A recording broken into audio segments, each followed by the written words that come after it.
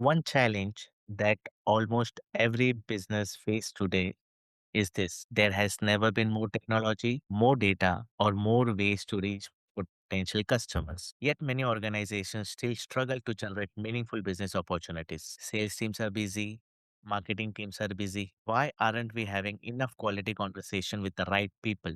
Today's guest has spent years helping business solve exactly the problem. Joining us today is Toby Blatchford Tagg, Group CEO of the Lead Lab. Toby helps organizations use LinkedIn data, and AI more effectively to build qualified pipelines, create meaningful business conversations, and turn prospecting into measurable growth engine. Toby, welcome to Corporate Elements. It's great to have you with us. Thanks for having me, Robbie. Yeah, excited to have a chat. I hopefully give as much value as I can to listener. We work with one-man bands. We work with companies with turnover over 50 million. So hopefully we can give you some value from a lead generation point of view, marketing, all across the board. I'm sure. Today, before we get into solutions, let's start with the problem. Many business owners and leaders listening today may feel that doing everything right. They're investing in market, hiring salesperson, and using technology. Yet growth often feels harder than it should. Why do so many business struggle to consistently generate qualified opportunities? You've got to start, like most things, you've got to start with proposition. You've got to look at yourself in the mirror constantly. Something we do as a company, always trying to be as valuable to our client as possible, and also looking at the marketplace and seeing how competitive you are from your deliverables of what you can do as a company, but also your price point for sustainability. Especially when it comes to marketing businesses, people are looking to spend £1 and get £3 or £100 if possible. So constantly looking at yourself and your service is the first thing. And then obviously you take that into the channels where we use multiple marketing channels. But our number one route to market is LinkedIn automation at scale. We manage over 1,000 LinkedIn accounts across the world for different companies, and we facilitate being a long-term marketing pillar inside their business where they consistently get leads. So, I mean, that's a really important part for any of the people. You obviously, start the proposition that we've just briefly touched on. Looking at that, people forget to look at themselves in the mirror constantly. Then you look at the marketing pillars in your business, i.e. the lead streams. The more you can get, the better. Obviously, just having a business built on one lead stream is not ideal. Understand you might need to start there, and that's fine, whether it's referrals or manual outreach or whatever it may be. But to grow a decent business, not just to grow it, but also to make it sustainable and solid, you want those extra pillars. We, as a business, fit in as a pillar for a lot of companies because we're relatively low cost and we can consistently follow a drip feed of leads pretty much every day or every other day. They'll get leads coming in, which is great. So yeah, I've gone off on a wild tangent there, but they're the things that, as an overview, I think that people need to focus on: your offering, your lead flow, and obviously the ability to convert those leads. What led you to build the lead lab? Was there a specific gap in the market that you noticed? 20 years ago, I used to be a telemarketer working for a professional services company, and they wanted more of me, basically. That's how I started the company.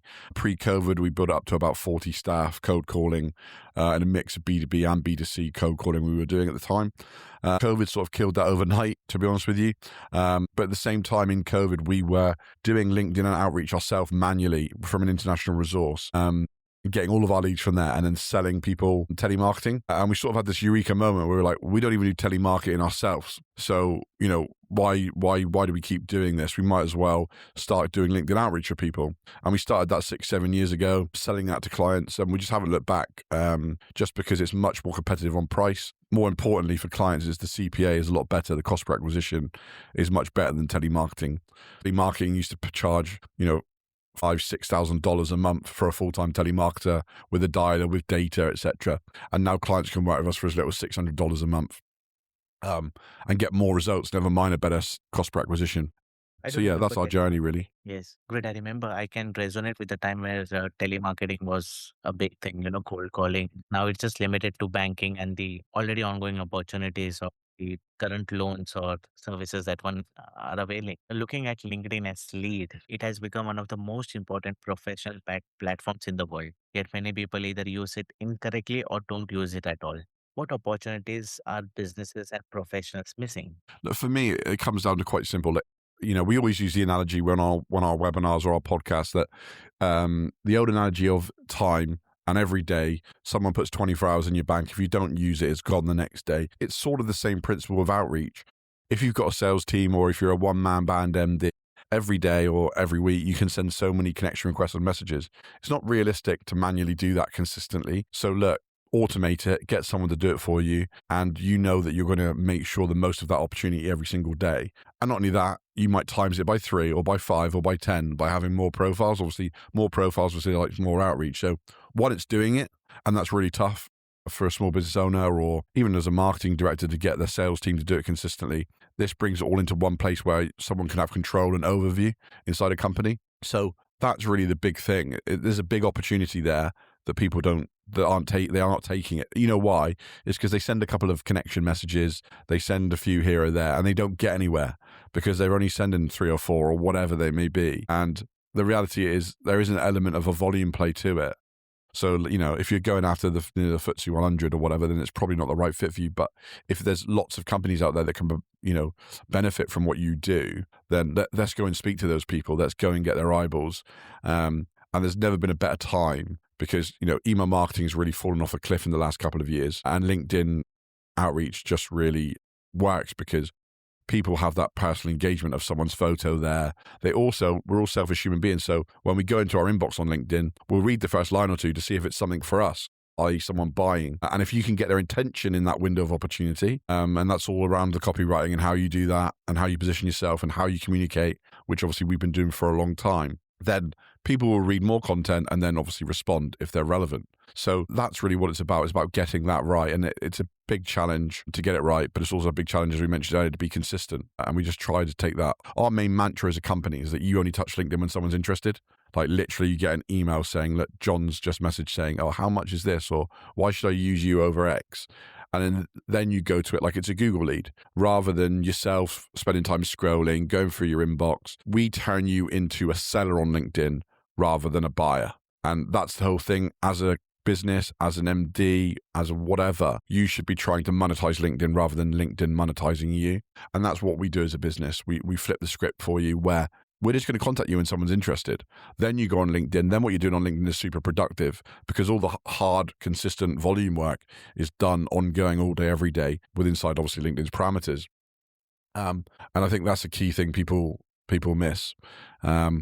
Or what happens often, Robbie, is they get a bit of software for outreach and they attach their profile to it and they do the data themselves. They do the messaging journey themselves, or they trust AI to do it, all these things. And you've only got to drop one of those 3 things, obviously how they respond to the positive responses.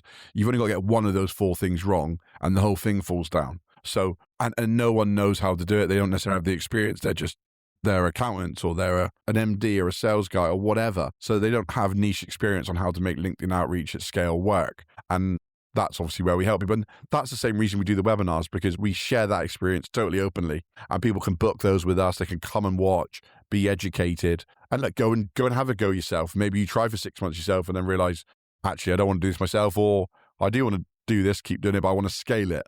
Lead Lab taught me where to go. They taught me how to get started. Let's go and speak to them about them taking us to the next level, basically. I agree because when we were approaching guests, since we didn't had a LinkedIn and YouTube presence, it was hard to bring on the quality guests. You were so much like over the top at the CEO and the leadership level. Speaking of the advisory services you provide, what does a strong LinkedIn presence look like today? Yeah, well, I think it's great for all profiles to be doing content, regular content. I think the problem with content at the minute is it's very hard to use them as lead magnets. Despite people out there saying, oh, we create you viral content, etc., etc., it's very difficult. And the reason it's very difficult is LinkedIn don't make money from your content just virally going. They make money from you boosting it or you sending money on emails. And, same reason with us is they don't make money from what we do. The where we add value is doing it via multiple profiles. So you're literally timesing it by 2, by 3, by 4 or whatever, which is where the opportunity is. So it's just about, getting that right. And, each their own, everyone's different. But if you've got a decent sized market, there's a wasted opportunity there. And it can be done for you for as little as £450 a month or $600 and just get you that regular lead flow coming in. Everyone is talking about AI. Some people believe it will solve everything, while others worry it removes the human element. How are you seeing AI change prospecting and business development? Well, I think from our point of view, from a cold outreach point of view, AI messaging just doesn't really work. From a personalization point of view, it tends to pull information and it's very obvious that it's not someone that's manually done it. They'll list your score or list your last post. Any of that behavior doesn't necessarily ring sincere. The beautiful thing about pre-written content is you can write a message to 1,000 people that appears like it's for one. And obviously, the only source of information AI have is the internet or LinkedIn page or whatever. And it can't necessarily work out the nuances. The other thing from our client's perspective is at the end of the day, it's their personal brands. So it's very high risk to be trusting an AI to be coming out with personalization. We use AI calling, but it tends to be for just following up on hot leads, which, dependent on the client and the sector, and it doesn't work for all of our clients because we've got some really high ticket items.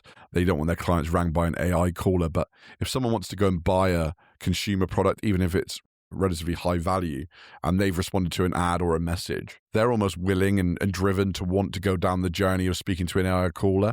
So every client is different of ours. So we do provide that for a few clients, but it's very small percentage. And it's the same with AI messaging.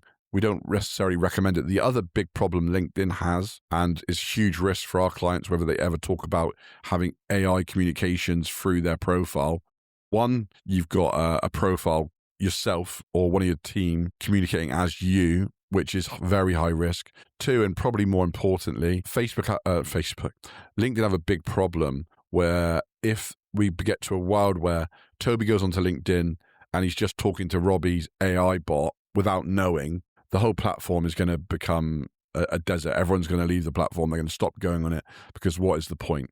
And this day and age, they can tell whether it's AI communicating or it's a real person over time. Don't get me wrong, if you do it for one go, they're not going to be able to tell. But if you set an AI bot to continue having conversations, there's going to be parts of the algorithm that LinkedIn will pick up on that will say, hang on a minute, this isn't a real person having this conversation, it's a bot. And that is something that you do not want because that will get profiles banned. So there's so many different use cases for AI. It's such a broad topic. We use it for a lot of automations and tools in the background.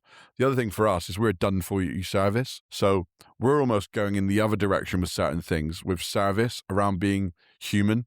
They want to get on the phone to someone, they want to email a real person because they want to change their campaign or they want to change their targeting and they don't want to deal with AI. So again, we use the tools behind the scenes, but from a service point of view, there's definitely a retract into wanting to speak to a human. And, it's all about building the right process for the client in place, because so many companies are so different, and their messaging journeys, their lead journeys are so different that it will work for some and not for others.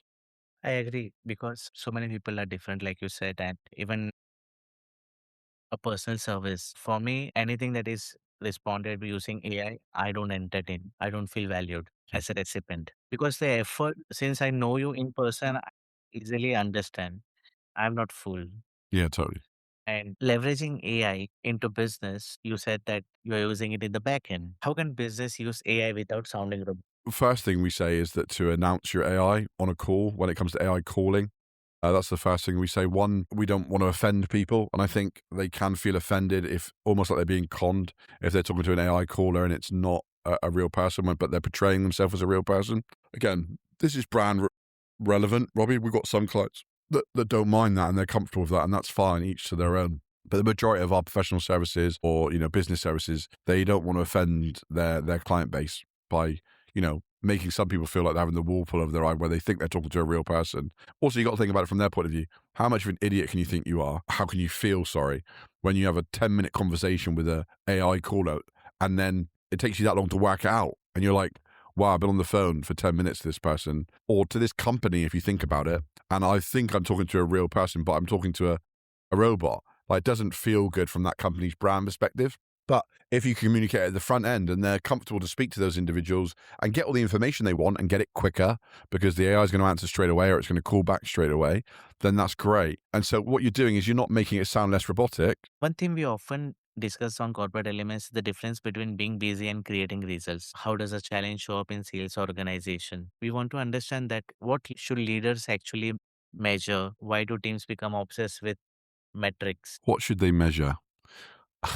Such a broad question. Every business is different. So you've got to create. Every business normally has 5 key KPIs inside the company.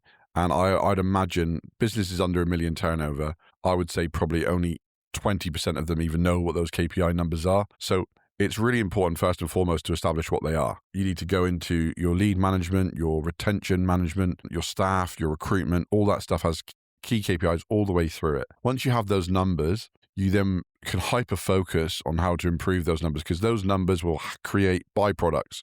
They'll create the ability to deliver. They'll create the ability to create opportunity, finding, keeping, as they speak about. So it's first, I think, for most people, and especially for small one-man bands that are starting out or young entrepreneurs out there, it's the earlier you work out those KPIs, the better. And I can speak from personal experience.